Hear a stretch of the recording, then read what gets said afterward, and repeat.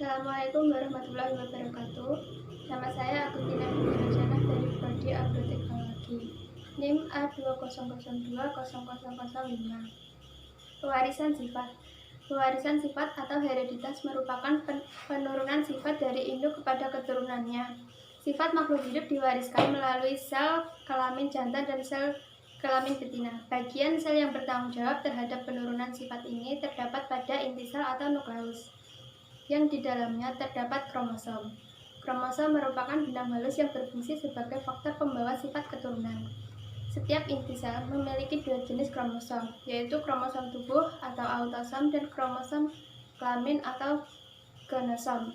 Kromosom tubuh berfungsi untuk menentukan sifat tubuh suatu organisme. Kromosom tubuh dilambangkan A besar yang terdiri dari 22 pasang atau berjumlah 44 buah. Autosom terletak pada sel tubuh dan berpasangan, sehingga disebut kromosom diploid.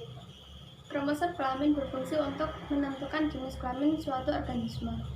Gonosom berjumlah 1 pasang atau 2 buah. Gonosom pada laki-laki dilambangkan X besar, Y besar, dan pada perempuan dilambangkan X besar, X besar. Gonosom terletak pada sel kelamin dan tidak berpasangan, sehingga disebut kromosom haploid. Di dalam kromosom terdiri atas senyawa kimia yang disebut gen. Gen berfungsi sebagai penentu sifat-sifat suatu makhluk hidup. Komposisi dan susunan gen-gen di dalam tubuh makhluk hidup disebut genotip.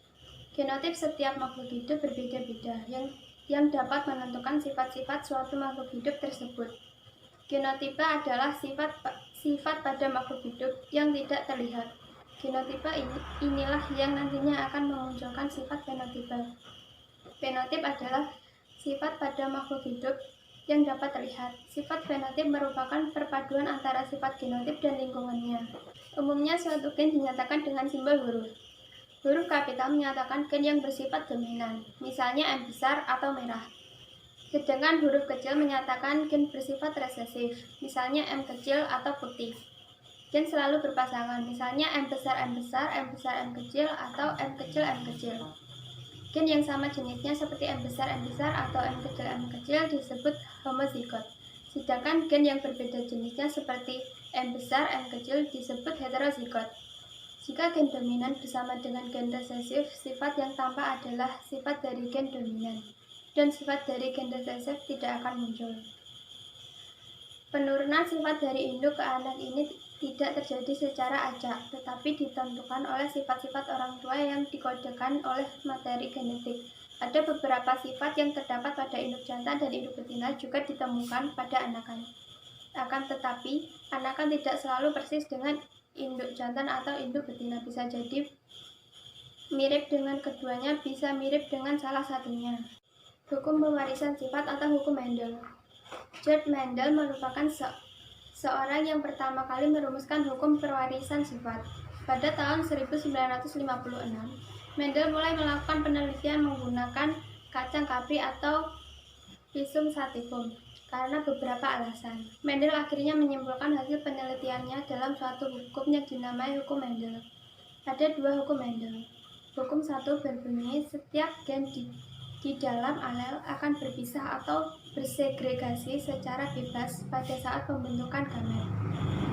Hukum Mendel 2 berbunyi, setiap gen di dalam gamet akan bergabung atau berasortasi secara bebas pada saat pembentukan zigot. Macam persilangan dan prosesnya. Persilangan monohibrid yaitu persilangan dengan satu sifat pembeda. Pada persilangan ini berlaku hukum 1 Mendel. Sebab saat pembentukan gamet pada generasi kedua, gen alam alel mengalami pemisahan secara bebas dalam dua sel gamet. Pemisahan kedua gen tersebut tidak dipengaruhi satu sama lainnya atau independen. Persilangan monohibrid dengan satu sifat pembeda dapat menunjukkan sifat dominansi yang muncul secara penuh atau tidak penuh atau intermediate. Persilangan dihibrid berasal dari persilangan yang memiliki dua sifat pembeda. Pada persilangan dihibrid ini berlaku hukum 2 Mendel. Terjadi pemisahan atau segregasi dan penggabungan atau asortasi secara bebas pada saat pembentukan generasi kedua.